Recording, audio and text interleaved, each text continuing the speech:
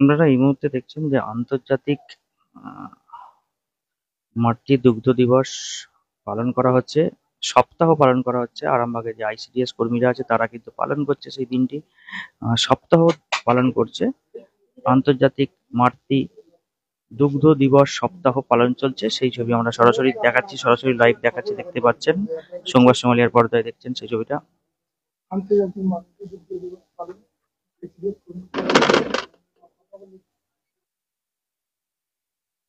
আমরা প্রতি বছরের ন্যায় আমরা জানি যে আগস্টের প্রথম সপ্তাহ অর্থাৎ 1 তারিখ থেকে 7 তারিখ এই সপ্তাহটি আমরা মাতৃদুগ্ধ সপ্তাহ হিসেবে পালন করে থাকি এবং প্রতিটি প্রসূতি মা, গর্ভবতী মায়েদের ধরে ধরে আমরা পৌঁছে দিই এই মাতৃদুগ্ধের উপকারিতা কি, এর প্রয়োজনীয়তা কতটা, সেই তথ্য। আর সেই নিয়েই আজকে আমাদের আরামবাগ আইসিডিএস প্রজেক্টের পক্ষ থেকে আমাদেরই সহকর্মী অর্পিতা আমরা কিভাবে মায়েদের সচেতন করেছি এই 1 সপ্তাহ ধরে সেটা তুলে ধরবো। নমস্কার। আমরা আইসিডিএস এর ওয়ার্কার এবং হেল্পাররা বাড়ি বাড়ি গিয়ে কখনো মাতৃসভা করে মায়েদের বোঝাতে থাকি বিভিন্ন বিষয় নিয়ে। সেরকম একটি দৃশ্যকে এই কবিতায় তুলে ধরেছি, জনসাধারণকে মাতৃদুগ্ধ নিয়ে সচেতন করার জন্য। বিমলা, বাড়ি আছো নাকি? দেখতে এসেছি তোমায়। হ্যাঁ দিদিমণি, এসো না, বসো না এসে দাওয়ায়। তুমি তো এখন প্রসূতি, রাখছো তো শিশুর খেয়াল, নইলে কিন্তু শিশুর দশা হতে পারে বেহাল। তুমি তো সেই গর্ভাবস্থা থেকেই শিখিয়ে যাচ্ছ আমাদের কি করবো কি করবো না, আর কতক্ষণ দরকার বিশ্রামে। সে তো বলেইছি, তবে আজ বলবো অন্য কথা। ভয়ের কিছু নাকি গো দিদিমণি, চিন্তা হচ্ছে অযথা। আরে আরে, ভয়ের কিছু নয়, এত চিন্তার কি আছে? আজ মাতৃদুগ্ধ নিয়ে বলবো কথা। দাঁড়াও, সব মায়েদের ডাকি এক কাছে। মিতালি, চম্পা, শ্যামলী, রিনা, এসে বসো এখানে। তোমরা তো সবাই গর্ভবতী প্রসূতি মা, যা বলি শোনো এক মনে। ও দিদিমণি, তুমি তো এর আগেও আমাদের বলেছো, আমাদের সব মনে আছে, ভুলে গেছি ভাবছো? না গো, জানা জিনিসগুলোই আবার ঝালিয়ে নেওয়া হবে, কিছু ভুল ধারণা থাকলে তাও মুছে যাবে। আচ্ছা তবে শোনো, প্রতিষ্ঠানে গিয়ে জন্ম হলে শিশু শুধু দেবে বুকের দুধ, দেবে না অন্য কিছু। মায়ের প্রথম দুধ অমৃত সমান, জানা আছে তার কি নাম? হ্যাঁ দিদিমণি, তুমি তো বললে সেবারে, প্রথম দুধ কোলোস্ট্রাম। ঠিক বলেছো, কোলোস্ট্রাম হলো শিশুর জন্য প্রথম ইমিউনাইজেশন। শিশু থাকবে নীরব, হবে না কোনো ইনফেকশন। জল মধু কিচ্ছুটি নয় 6 মাস পর্যন্ত, যতই বলুক প্রতিবেশী কিংবা সাধু সন্ত।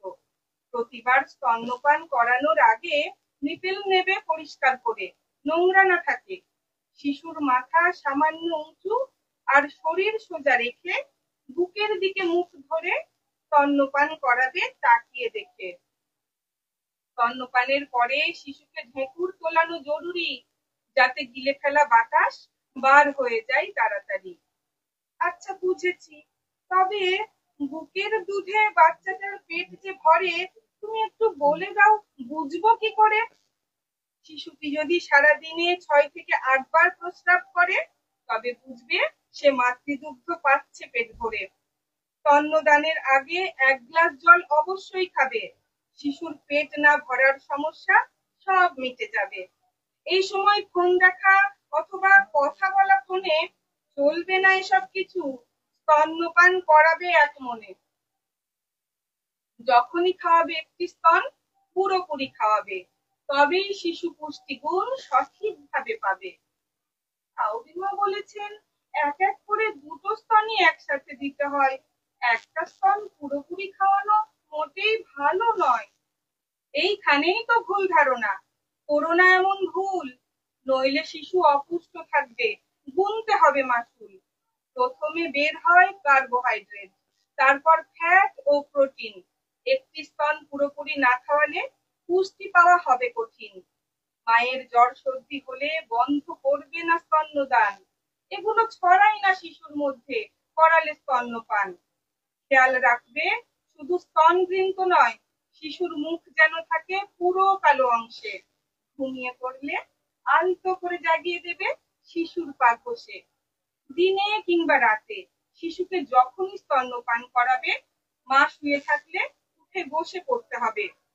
দিদিমণি, জানো তো আমি একটা বাইরে কাজ করি, তাহলে 6 মাস পর্যন্ত আমি বাইরে যেতে নারি? মা যদি হও কর্মরত, তাহলেও আছে উপায়। ঘরোয়া তাপমাত্রায় নিংড়ানো দুধ 6 ঘন্টা সংরক্ষণ করা যায়। এর থেকে বেশি সময় মাকে বাইরে থাকতে হলে নিংড়ানো দুধ 5 দিন ফ্রিজে রাখো তাহলে। স্তন্যপান মায়ের ওজন ও ব্রেস্ট ক্যান্সারের ঝুঁকি কমায়, পরবর্তী গর্ভধারণের সম্ভাবনাকেও থামায়। আচ্ছা দিদিমণি, মনে থাকবে, ভুল হবে না আর। 6 মাস পর্যন্ত শুধু বুকের দুধই দেব, শিশুর শ্রেষ্ঠ খাবার। এই তো, তোমরা বুঝদার, ভীষণ বুদ্ধিমান। 6 মাসের পরেও মিশ্র খাবারের পাশাপাশি করাতে থাকবে স্তন্যপান। এসো আজ সবে মিলে করি অঙ্গীকার, মাতৃদুগ্ধ পানকে দেব অগ্রাধিকার। মাতৃদুগ্ধ পানকে দেব অগ্রাধিকার। মাতৃদুগ্ধ পানকে দেব অগ্রাধিকার। আইসিডিএস জিন্দাবাদ। আইসিডিএস প্রজেক্ট জিন্দাবাদ।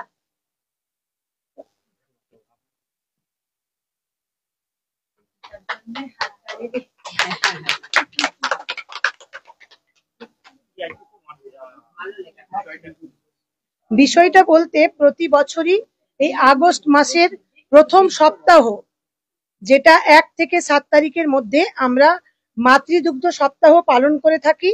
এবং এই পালন বলতে আমরা যেহেতু আইসিডিএস ওয়ার্কার, আমাদের ডিউটি হচ্ছে শুধু মায়েদেরকে নয়, আমরা জনসাধারণ থেকে, পথ চলতি মানুষ থেকে এবং প্রতিটি ডোর টু ডোর আমরা ভিজিট করে মায়েদের বোঝাই যে এই মাতৃদুগ্ধ স্তন কতটা উপকারী, কতটা রোগমুক্ত একজন শিশুকে রাখতে পারে। এবং মানে একজন মা প্রসূতি মা হওয়ার পরে 1 ঘন্টার মধ্যে বুকের যে হলুদ রঙের দুধ বের হয়, সেই দুধকে আমরা কোলোস্ট্রাম বলি। সেই দুধ খেলে বাচ্চার ইমিউনিটি পাওয়ার বাড়ে, বাচ্চা তার রোগ প্রতিরোধ ক্ষমতা ফিরে পায়।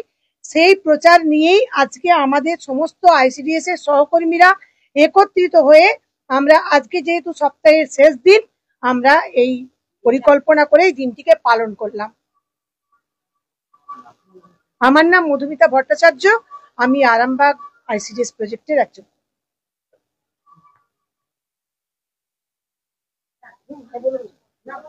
দিদি, এত সুন্দর কবিতাটা কে লিখে? আমি লিখেছি। কবিতার কি শখ আছে?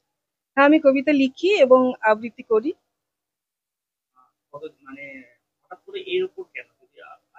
আসলে মাতৃদুগ্ধ নিয়ে বিভিন্ন ভুল ধারণা রয়েছে এবং মানুষ এখনো সচেতন নয়। মানুষ ভাবে কিনে খাওয়ালেই মানে ডিপের দুধ খাওয়ালেই বোধহয় ভালো, কিন্তু মাতৃদুগ্ধের যে উপকারিতা, যে পুষ্টিগুণ, তা আমরা কখনোই, তার কোনো বিকল্পই হয় না।